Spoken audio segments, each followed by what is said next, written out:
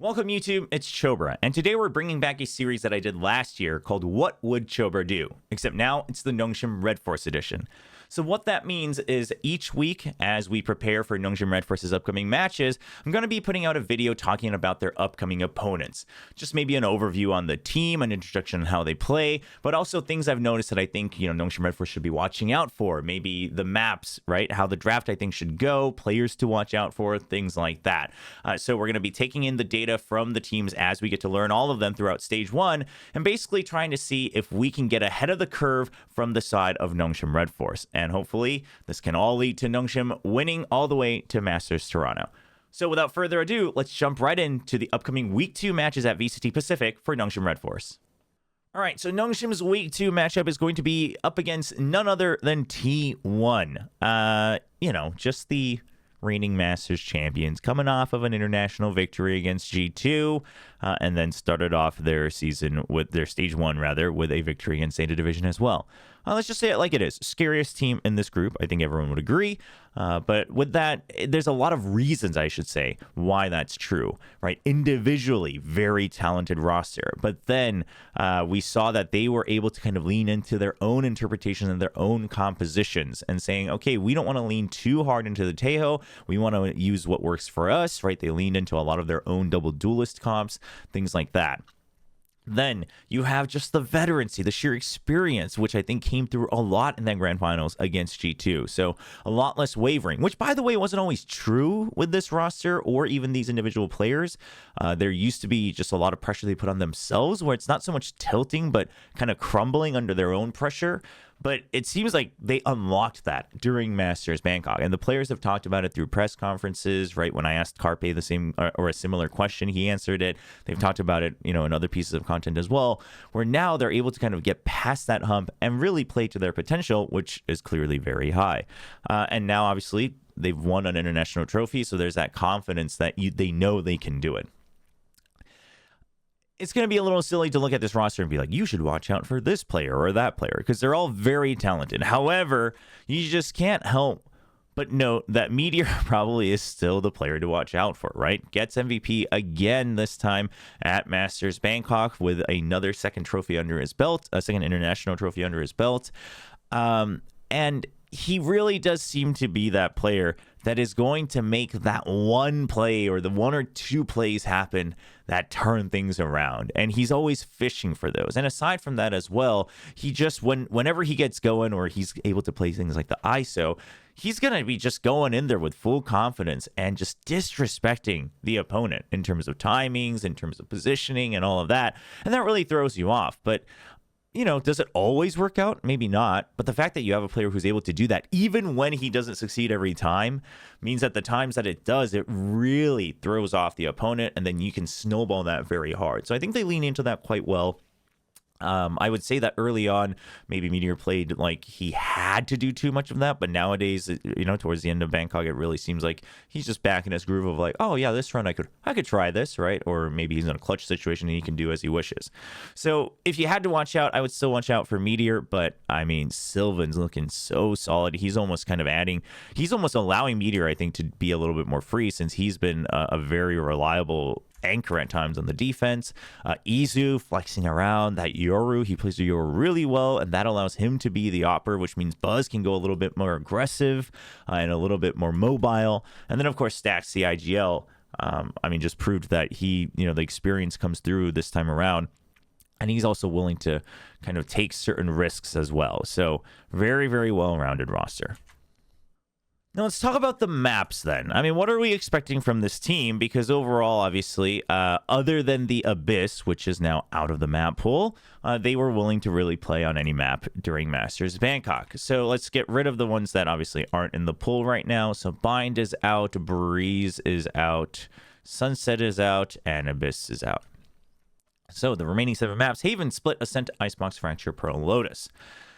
So Ascent and Icebox are new, but we'll get to that in a little bit. I'm just going to go ahead and say, I think if you're T1, there's a good chance that you're going to be banning out something like maybe the Pearl, right?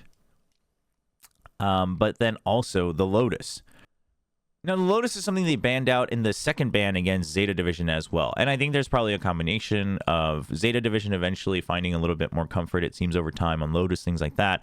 But it does seem like T1 for now is still focusing on just getting back into the groove of things. So they're still going to be using a lot of their old playbooks, their old comps, things like that coming off of Masters Bangkok, which means that you really also just don't want the opponents to have the comfort, right? This is the leisure they get to have of just assuming to be the stronger team, where you just say, okay, well, we don't want like this player to pop off, or we don't want them to be able to play a map where they just have an infinite playbook. We know that that's the map they've practiced the most, whatever else it might be. So, for instance, they had a big respect ban against Zeta Division in the first round of bans on Ascent. Now, which is a little funny because if you think about it, Stacks, very, very notable on Ascent, even as an IGL, but also just, has played it so many times. Same thing with Meteor, right back when he was on Gen G. I mean, everyone on this roster just has a lot of experience on Ascent. So it's a little bit interesting that they would ban it against a team that they assumed to be stronger. But then you think about Zeta Division, and Ascent is that map that always kind of got them through the hard times. So you just don't want to have to deal with that. You don't want to allow, someone like Depp to really pop off on a map like that, especially when you just don't know what's coming up, and then the map has been changed, so maybe you haven't done enough research. So against Nongshim Red Force, Nongshim showed Ascent with a solo Waylay comp. And as I've been saying it, with any team that's playing it, I'm not a huge fan, but on the Ascent, it really didn't get much mileage, right? RQ was able to just absolutely crush it. Jemkin's just basically toying with his food in that map. If I'm T1, I'm looking at that and thinking, I mean, that's not a priority ban for us, right? They probably may not pick it. I mean, I think that depends on how well they think they're prepared. But you're looking at it and you're thinking, okay, we're not too concerned about having to avoid that just because maybe we haven't practiced it too much. Then you look at something like the Icebox. Now, Icebox, also a map that I would say that T1 generally has players that have a lot of good experience on it, right? Again, back in the DRX days, Buzz and Stacks, they were kind of leading Icebox a lot of the times here in Pacific or Korea, and also just had really, really good maps on it. Sometimes really, really close losses on it as well internationally, but still generally a very good map for them. Meteor, again, another map where he was able to really find a lot of those victories alongside his Gen G brothers last year in 2024. But now I'm considering it, and now if this team is willing to play things like the Double Duelist, if they're willing to play things like the ISO, maybe even the Arena and whatever else it might be, I mean, Icebox is kind of prime for Meteor to pop off, right? Whether it's with those 1-4 lurks where he can find those timings that he's so good at as a Sentinel, or whether it's, hey, I want to play an aim-based agent and just kind of frag out because that's what Icebox devolves into. I think they should feel pretty good about it. So I'm thinking, again, even if maybe they don't have as much cooked up on it, that's a map where they're willing to just say, hey, we're going to leave that as is. Also, just because you're kind of assuming that these maps where they kind of have always had these set patterns and things like that, maybe not the most suited for Nongshim Red Force. Also, just because, I mean, what we're noticing is Dombi's Neon is still currently the way to go. The Waylay looks like it needs a little bit more time to cook. And so you're thinking, well, we're probably not seeing the Neon show up on Ascent and Icebox. So T1 probably not going to ban those. So off of that, if I'm T1, they're probably banning Pearl and Lotus, which means from Nongshim's point of view, I mean, if the Pearl gets through, I think you're fine. I think Pearl could actually be a really sick map 3 between these two teams, just because I don't think T1's going to shy away from it either. Also, if I'm Nongshim, I'm not banking on playing Pearl, because T1 probably watched that game and said, yeah, okay, we still want to just avoid Dombi's Neon. Like, that's just not worth dealing with. So there's a good chance that this becomes banned. And then Lotus, another very likely map where the Neon still comes around for Dombi. So T1 probably bans that. So if I'm Nongshim, I'm not expecting to play these maps, but also, let's say you are still playing the Neon on both maps, and you're thinking if it gets through, it's fine. Like, it's a comfort zone for us. So then out of the remaining maps, what is Nongshim looking to ban out? Listen, there's no questions asked. Haven has to go. Haven has to go. Like, you don't want to deal with the Meteor ISO. You just don't. I don't care how good you think you are. The best thought they could deal with it, and they couldn't. So you just don't want to pick this. I think the Haven has to be taken off the map. There's no questions asked. So that leaves you with Split, Ascent, Icebox, and Fracture. Quite frankly, not the best looking map pool if you're Nongshim Red Force. Out of these, honestly, I'm thinking for a similar reason that I would just avoid the Icebox as well. Like, what if a ISO or arena type thing comes out, right? And even if not, just Meteor's timings on the lurks when he was on Gen G, it's just so constant, and you just don't want to have to. I don't think you want to have to deal with that every single time. And even if you do, again, you're looking to duo Meteor every time, where I don't know if that's really worth it. So that leaves you with Split, Ascent, and Fracture, which honestly I don't think is that terrible. Again, assuming if you have a crazy curveball that you have an Icebox, I think that's a good one maybe to try to go for. But otherwise, in my opinion, I think Split is one just worth brawling out on with T1. If it was available, I think Pro would be another one, right? Especially Dawn Beyond the Neon. And then I'm thinking Fracture, honestly, not a terrible choice if you can come prepared for it, because it wasn't actually a great map for T1 at Masters Bangkok. And they did improve a lot if you look at the way that they played against Zeta Division. But overall, I'm thinking there's still ways, like there are still pretty set patterns that T1 is looking to employ here that I think you can use against them. So there's just a couple things I want to talk about with Fracture real quick. Something that I've seen that T1 has changed and kind of evolved since their days in Bangkok is one of the reasons that Fracture was not the greatest, map for them is because on defense, they would use this shear wall as just a glorified alarm bot. It was just there to be a glorified alarm bot. And you would just kind of leave it there. And then you would just have like Meteor Anchor or whatever else. And then everyone else is pushing out from like another side of the map, right? So let's just say it's like this. And like the Brimstone's here with them and the Teo's pushing out with them, whatever else it might be. And you're really not, considering the power that you have to like push out and take space, they weren't really using much of it. And then the shear wall wasn't really being utilized as a good punish either. It was really just intel. So it felt a little wasted. And it also felt like they weren't therefore just leaving this entirely alone and just destroying the rest of the map or anything like that. So there's two ways that they've changed this. One is whenever they do have the shear wall as a glorified alarm bot, what they're starting to do is basically just pushing out aggressively from all these other sides. So they basically get rid of 3 lanes, right? Where they're going to be able to get so much information. So you're destroying the south side with a kind of a semi-pinch. You're scouting out for information kind of ahead of things on arcade. And that way, now, there is a point in having a glorified alarm bot because you've still gotten rid of 75% of the map. So you have no information here and you find out late. Just simply the shear wall being a delay is now very valuable. Whereas before it was like, okay, we kind of delayed them, but we actually don't know how many people and there's no way for us to punish it, whatever else. But now it's like, okay, maybe, 1 or 2 people get through this, but there's still going to be people left behind because we know there's nobody else on the rest of the map, things like that. So I think this change has made them a lot more fluid on the map, and they've been able to actually take control a lot faster of a greater area on defense. One of the other things that I've seen Meteor kind of shift up is going to be the Arc Rose Razorvine combos, where he's basically expecting the opponents to respect him, but he's somewhat disrespecting the opponent, because one of the things that Vice, you could argue, kind of lacks when the shear is on the other side of the map is that you don't have any hard information. You don't have any concrete information that you're able to get, right? You don't have a spy cam, you don't have a tripwire, you don't have, a turret, anything like that. So therefore, you have to use a timing. You have to activate an ability, or both of them, quite frankly, to know if someone is coming through or not.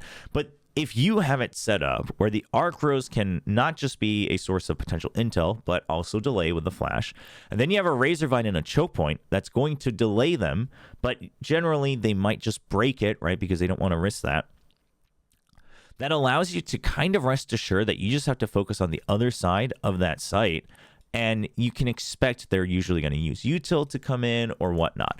Because the only way that the opponents are going to get through this without letting you know is if they disrespect it and they just, walk on all the way into the site. If they just creep in, yeah, I mean, at that point, you're kind of screwed. But you're expecting that they don't do that because they're either going to, maybe they have a Tejo, right? And they're going to use util from afar, and you're going to hear the salvos fly in.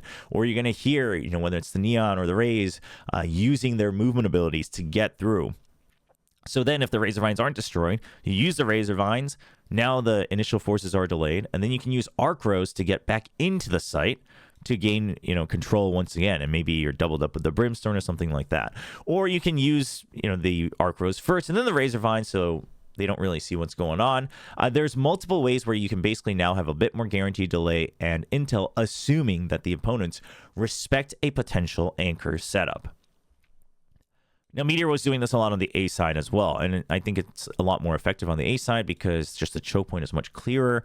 This basically acts as the flash acts as a bit of a wall. They can't really drop down from dish, things like that. And again, if he's able to do that, you're more free with the others to basically push out. You can do like Breach Neon combos. You can push out with the drone for information. Brimstone can be here to help delay, but kind of shift back and forth. It makes him a lot more active on the defense. So there's a couple things to note here. If it's going to be the sheer wall on the dish and it's like 3-man pinches out, if you notice that that's the pattern that they're going for, something that you want to watch out for is basically having counter trap plays, right? Or kind of identifying, okay, if this is the pinch, we want to push out where it's that third lane, the weakest lane. The other option you have is basically having trap plays to delay them so they don't actually get full control of the attacker spawn. And then before the minute mark, tripping the sheer wall. So T1 is forced to reset. So I think there's a couple options here. I think generally you don't want to give up the south side for free, but honestly, if you see that pattern showing up where it's 3-lane pushouts and just the sheer wall on dish, then kind of taking at least 1 or 2 rounds to focus on the north side, double check if the sheer wall is there, and then maybe a couple rounds just tripping that as soon as possible so that T1 kind of has to reset even if they take full control of the southern side. Things like that could be a way to combat it. And then if you notice that it's going to be the Razorvine Arc Rose combos that they're relying on for Meteor to anchor, well, quite frankly, I would take the risk a couple rounds to just completely disrespect it. Just absolutely. Like, don't even try to fish for it. Don't even try to destroy the Arc Rose. And see if Meteor starts to just trigger it on a timing, right? You want to try to get this information out there as soon as possible so you know how to counteract it, so you can be ahead of it for the later part of each half. One last thing you want to note is that if it's going to be the Vice on the B side, there's a 99.9% chance that Izu is on the second floor of A site. Just dump util on him. Just do it, right? Just creep up, push whoever is in main, creep up here, start spamming, dump util, get him out of there. I mean, that's like Izu's home right now, okay? So if the Vice is on the B side, Izu's going to be on the second floor of A. I think that's something you really want to abuse so that he's not able to just stick around and try to be that extra delaying factor after throwing down all of his util. Now, on Split, there's just a couple things I want to talk about, and one is going to be that Yoru Ult fake, right? A lot of teams are doing this now, where the Yoru basically uses Dimensional Drift, fakes onto one side, puts pressure, gate crashes to the other, clears out a portion of it, and the team entries. It's explosive, it's very pacey, and it is a little hard to counter if you're not entirely ready for it. So what are some tells you can get? Well, obviously, first of all, they would have to have Dimensional Drift ready. But in the case of T1, a lot of the times that they do this, they're going to send the Yoru into the B site on Heaven, and then they gate crash either, up here onto A main or through vents, where then they clear out A. So a lot of times it's the B to A hit. And quite frankly, the majority of times, T1 is using their toxic screen on A for potential meteor lurks. That's where he likes to put the pressure on the most as a lurker. So the moment this screen comes up and Dimensional Drift is up, I think that is a clear signal that this is a very real possibility. It's a very, very real possibility. So I think one of the best options you have is basically saying, and Zeta Division, I don't think they're entirely prepared for the ult combo here, the ult fake. But they are, obviously prepared that it looks like it might be a bit of a, fake onto B, but we'll make sure we have someone like an Omen who can still get out a little bit if there's danger. So Zeta is set up, but just look at the reaction that comes out of it. So it's going to be the Prowler first. Okay, hey, there's mid pressure. Then there's Yoru. And Izu jumps all the way in. Doesn't see anybody. So this is important because there's a couple things here. Because he doesn't see anybody, but they still put up this smoke. And by the way, before this is set up, Meteor does a lineup from Ramen over to ramps as well. So there's still smokes everywhere with the double controllers on T1.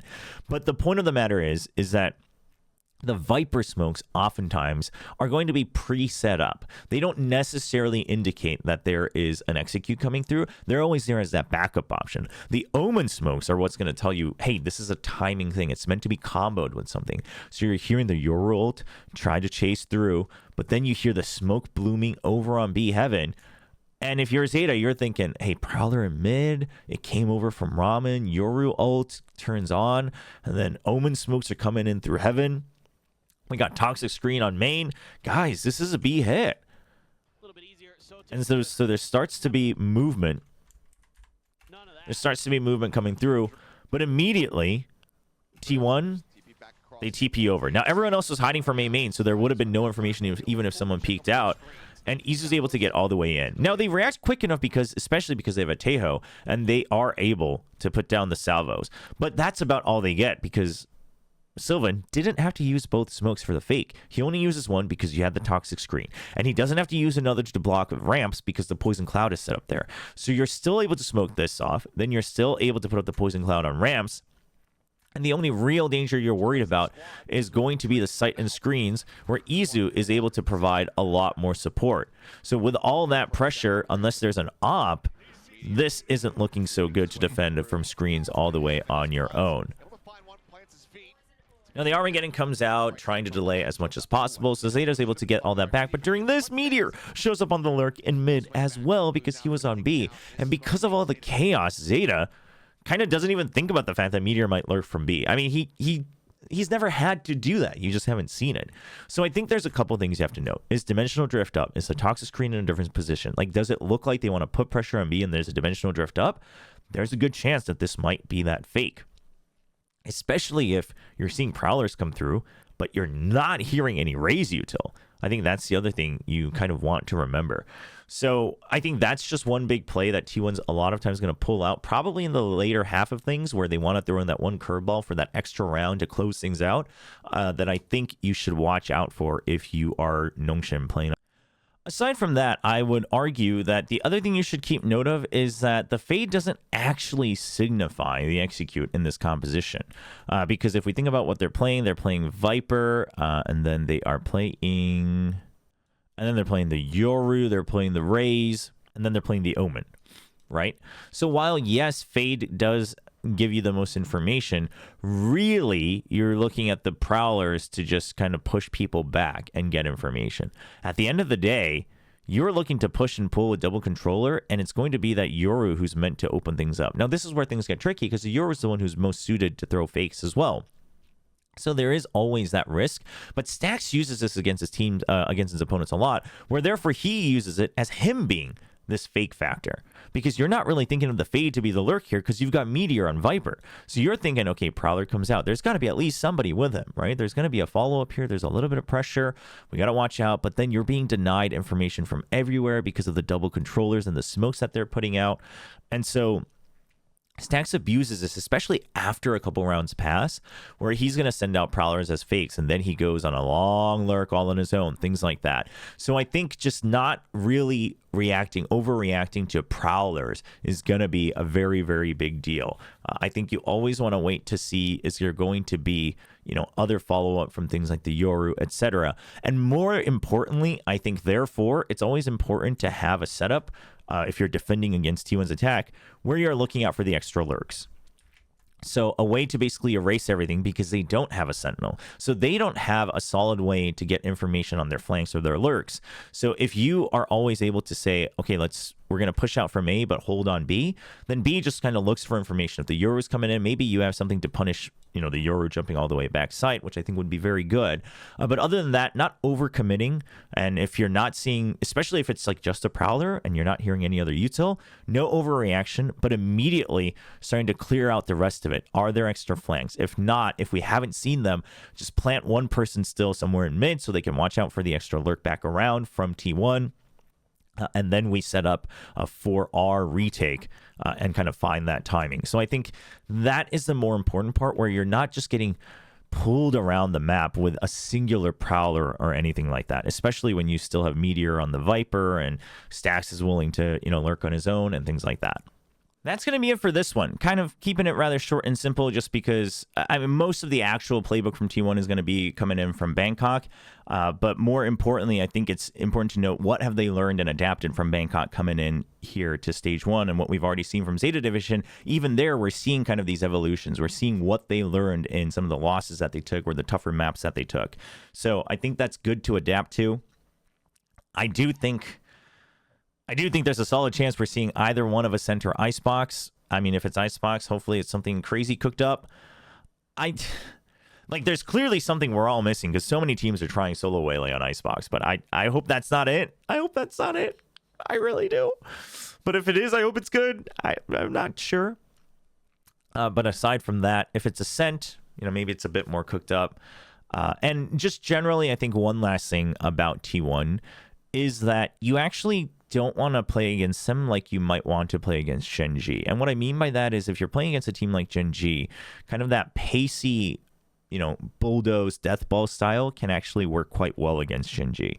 But with T1, I think you almost want to play against them like some teams used to play against Vitality back at Kickoff or at Bangkok, where you want to find these off timings to cut people off. But you're not all inning on that, because if you all in on that and it turns into an all-out brawl, like they've got aimers, they've got good trades, and you don't want to have to risk that. But basically, I think disrespecting them is a better way to do it. Disrespecting the smokes, pushing out a bit more. Like, oh, nobody pushes, like let's say it's going to be on split. Oh, nobody pushes past A screens on attack, right? Nobody's going to go all the way wrap around to heaven. Like push that one more time. I think things like that, and you get one pick, you back off, right? You get one pick, you reset.